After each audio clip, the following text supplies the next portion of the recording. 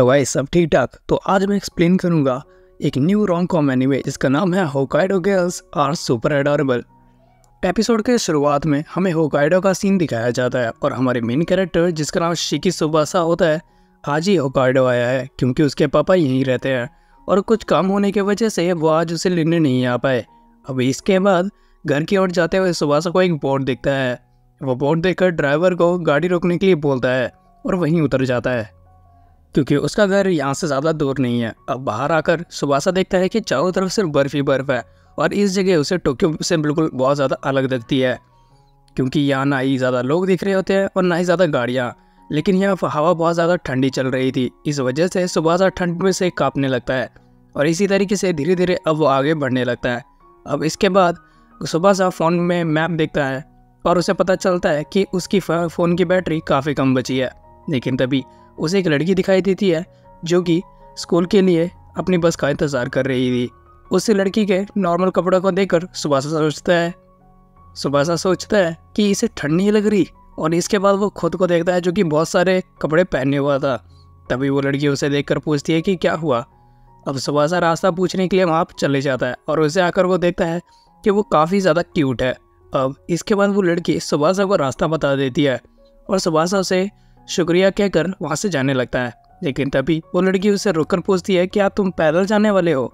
Tsubasa बोलता है कि हाँ, जिस पर वो लड़की बोलती है कि तुम्हें पूरे 3 घंटे लग जाएंगे और बर्फ़ भी बहुत ज़्यादा गिर रही है। उसके बाद सुनकर सुबासा पूछता है कि क्या बगल वाला टाउन इतना ज़्यादा दूर है। ये लड़की बताती है कि हाँ, कितामी बहुत ज़्यादा बड़ा है। ये बात सुनकर सुबासा शॉक हो जाता है और वो सोचता है कि टैक्सी को से नहीं उतरना चाहिए था। अब इसके बाद सुबासा उस लड़की से पूछता है कि अगर वो टैक्सी को बुलाएगी तो कितना देर लगेगा। वो लड़की बताती है करीब 30 मिनट। ये सुनकर सुबासा हैरान हो जाता है, लेकिन तभी वो लड़की उससे बोलती है कि क्या तुम मेरे साथ बस में चलना चाहोगे, वो बस 5 मिनट में आ जाएगी। सुबासा बोलता है कि ठीक है। इसके बाद सुबासा उस लड़की के पास आकर उससे बोलता है कि मेरी मदद करने के लिए शुक्रिया, वरना आज तो मैं मर ही जाता। तभी वो लड़की पूछती है कि क्या तुम होकाइडो में नहीं रहते। सुबासा बोलता है कि नहीं, आज ही वो टोक्यो से आया है। उसकी ये बात सुनकर वो लड़की शॉक हो जाती है। सुबासा से पूछती है कि आखिर वो टोक्यो से यहाँ क्यों आया। सुबासा बोलता है कि फैमिली रीजन की वजह से। इसके बाद वो लड़की बोलती है कि तुम टोक्यो से यहाँ पर आए हो। टोक्यो के सामने तो किताबें बिल्कुल मिट्टी के एक टुकड़े की तरह है। सुबासा बोलता है कि नहीं, बल्कि मुझे तो ये जगह काफ़ी ज़्यादा रिलैक्सिंग लगती है। तभी सुबासा सोचता है कि उसे स्कूल में काफ़ी ज़्यादा बुली किया जाता था, इसी वजह से उसे नहीं पता था कि पॉपुलर होना किसे कहते हैं। तभी वो लड़की सुबासा की उम्र पूछती है। सुबासा बताता है कि वो 16 का है और अगले ही पल वो लड़की सुबासा के काफ़ी करीब आकर बोलती है कि मैं भी 16 की ही हूँ। अब इसके बाद लड़की सुबासा से स्कूल के बारे में पूछती है। सुबासा बोलता है कि होकाइडो हाई स्कूल, जिस पर ये लड़की बोलती है कि मैं भी इसी स्कूल में पढ़ती हूँ। अब इसके बाद हम देखते हैं कि वो लड़की सुबासा के काफ़ी करीब आ जाती है। इससे सुबासा को काफ़ी ज़्यादा शर्म आने लगती है। वो बोलता है कि तुम्हारा हाथ। वो लड़की बोलती है कि ठंड होने की वजह से मैं ऐसा कर रही हूँ, अगर तुम कहते हो तो मैं अपना हाथ हटा लेती हूँ। सुबासा बोलता है कि नहीं, रहने दो, कोई दिक्कत नहीं है। लेकिन सुबासा की असली दिक्कत तो ये थी कि सुबासा के हाथ से कुछ सॉफ्ट टच हो रहा था। अब यहाँ पर सुबासा को काफ़ी ज़्यादा अजीब लग रहा था क्योंकि आज से पहले वो किसी लड़की से इस तरह से बात नहीं की है। अब सुबासा बस ये सारी बातें सोच ही रहा था। वो लड़की उससे कुछ कहने की कोशिश कर रही थी, लेकिन सुबासा अपने ख्यालों में ही घूमता। इसके वजह से वो लड़की सुबासा की जैकेट में थोड़ी बर्फ़ डाल देती है, जिस वजह से सुबासा ठंड की वजह से उछलने लगता है। और ये देखकर लड़की हंसते हुए बोलती है कि ये मुझे इग्नोर करने का नतीजा है। सुबासा का रिएक्शन देखकर वो लड़की के हंसते हंसते आंसू निकल आते हैं। तभी सुबासा को दिखाई देती है उस लड़की की बहुत ज़्यादा खूबसूरत आंखें और तभी सुबासा बोलता है कि तुम्हारी आंखें कितनी ज़्यादा खूबसूरत है। सुबासा की ये बात सुनकर वो लड़की सुबासा को एक पंच मारते हुए बोलती है कि ये कैसी बच्चों जैसी बातें कर रहे हो। लेकिन हम देखते हैं कि वो काफ़ी ज़्यादा शर्मा चुकी थी और तभी बस आ जाती है। वो लड़की वहाँ से जाने लगती है, लेकिन तभी सुबासा उसका नाम पूछता है। वो लड़की अपना नाम फुयुकी मिनामी बताती है और सुबासा से ये कहकर वो वहाँ से चली जाती है। उस लड़की का नाम जानने के बाद सुबासा काफ़ी ज़्यादा खुश होता है। अब अगले दिन हमें स्कूल का सीन दिखाया जाता है, जहाँ अपनी नई क्लास में सुबासा सभी को अपना नाम बताते हुए बोलता है कि मैं टोक्यो से यहाँ पर आया हूँ, आप सभी से मिलकर अच्छा लगा। इसके बाद सुबासा अपनी सीट पर आकर बैठता है और अपनी क्लास को देखकर वो सोचता है कि शायद से वो लड़की मेरी क्लास में नहीं पढ़ती। लेकिन अगले ही पल उस क्लास में एक लड़की आती है, ये होती है मिनामी। और इसके बाद ये इन दोनों का आई कांटेक्ट होता है और जैसे ही मिनामी सुबासा को देखती है वो उससे चिपक जाती है और टीचर उसे बोलते हैं कि तुम फिर से लेट आई हो। और यहाँ मिनामी सुबासा से बोलती है कि हम दोनों सेम क्लास में हैं और मैं बगल वाली सीट पर बैठी हुई हूँ। और सुबासा को समझ नहीं आता कि आखिर वो ये सब क्या हो रहा है। अब इसके बाद लंच ब्रेक में मिनामी सुबासा से बोलती है कि तुम्हारा नाम तो काफ़ी ज़्यादा प्यारा है, वैसे तुमसे मिलकर अच्छा लगा। अब हम देखते हैं कि इनकी क्लास फिर से चालू हो जाती है, लेकिन सुबासा को काफ़ी ज़्यादा ठंड लग रही थी और वो सोचता है कि आखिर इतनी ठंड में ये बच्चे कैसे पढ़ सकते हैं।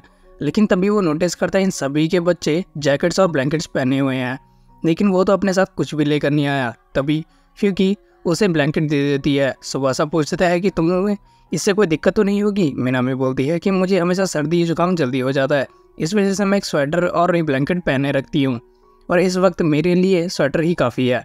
फ्यूकी की ये बात मानकर सुबासा रख लेता है, जिससे उसे काफ़ी ज़्यादा गर्मी महसूस होती है और उसे उस स्कार्फ में से फ्यूकी की बॉडी की स्मेल भी आ रही होती है, जिस वजह से उसे लगता है कि फ्यूकी उसके पैरों पे बैठी हुई है।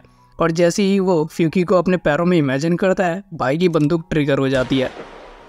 अब इसके बाद शाम हो जाती है और सभी बच्चे अपने घर में जाने लगते हैं। सुबासा फ्यूकी को उसका ब्लैंकेट लौटाते हुए बोलता है कि शुक्रिया, इस वजह से मुझे काफ़ी गर्मी लगी।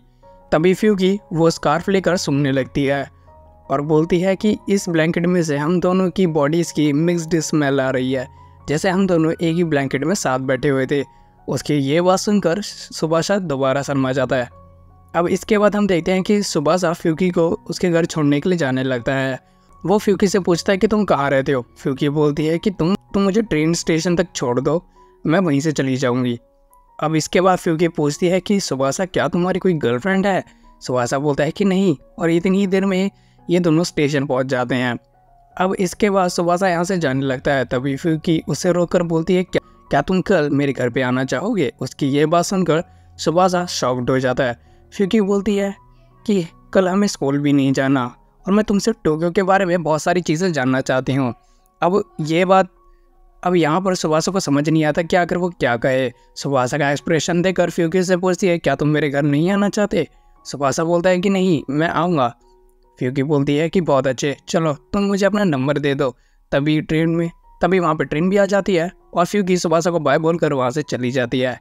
अब इसके बाद हम अगले दिन का सीन दिखाया जाता है, जहाँ सुबासा फ्यूकी के घर पे आ चुका था और वो इस टाइम पर सोच रहा था कि आज से पहले मैं किसी भी लड़की के घर नहीं आया हूँ, आज मेरा होकाइडो में बस तीसरा दिन है। इसके बाद सुबासा डोरबेल बजाता है। तभी फ्यूकी पूछती है कि कौन है। फिर सुबासा अपना नाम बताता है। सुबासा की बात सुनकर फ्यूकी बोलती है कि दरवाज़ा खुला है, तुम अंदर आ जाओ। इसके बाद सुबासा अंदर जाता है तो फ्यूकी उसका स्वागत करती है।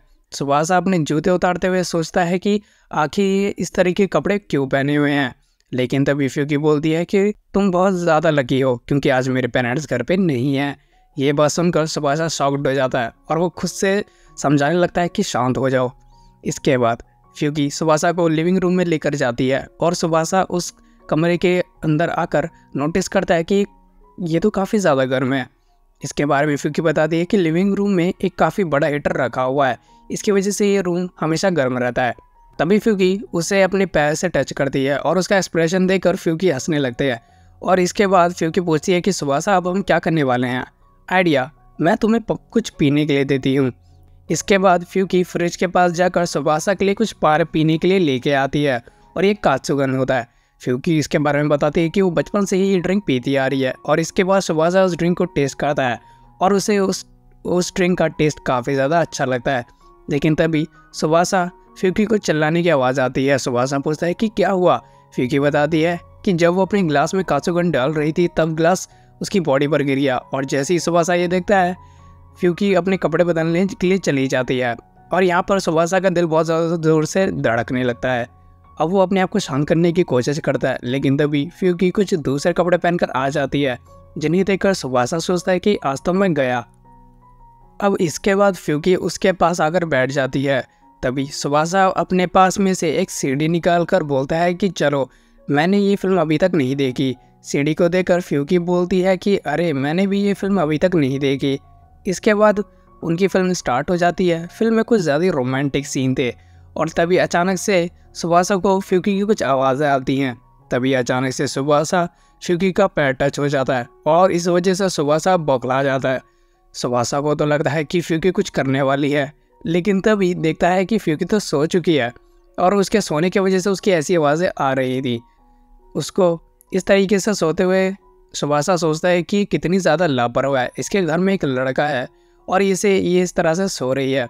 और तभी फ्यूकी की आंखें खुलती हैं और उठकर पूछती है कि क्या मूवी ख़त्म हो गई। सुभाषा बोलता है कि तुम देखते देखते सो गई थी, तुम इतने आराम से सो रही थी कि मैंने तुम्हें जगा नहीं पाया। फिर सुभाषा बोलता है कि काफ़ी वक्त हो गया है, अब मुझे चलना चाहिए, मुझे बुलाने के लिए शुक्रिया। और इसके बाद सुभाषा वहाँ से चले जाता है, लेकिन उसके जाने के बाद कि फ्यूकी को कुछ एहसास होता है और वो दौड़कर सुभाषा को रोकती है और सुभाषा से माफ़ी मांगती है कि हम मूवी देखने वाले थे लेकिन मैं सो गई थी, तुम मुझे माफ़ कर देना। ये देखते ही सुभाषा अपने ब्लैंकेट उसे पहना देता है और बोलता है कि ऐसे कपड़े पहनकर तुम बाहर क्यों आई, तुम्हें ठंड लग सकती है। इसके बाद सुभाषा अपनी जैकेट उतारने लगता है और तभी फ्यूकी बोलती है कि नहीं, मैं ठीक हूँ, वैसे इस ब्लैंकेट के लिए शुक्रिया, अब मुझे काफ़ी गर्मी महसूस हो रही है।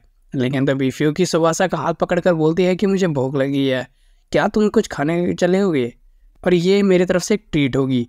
और इसके बाद वो सुभाषा को लेकर वहाँ से जाने लगती है और इसी के साथ हमारा एपिसोड 1 ख़त्म होता है। तो मैं मिलता हूँ आपको सेकंड एपिसोड में, तब तक के लिए बाय बाय।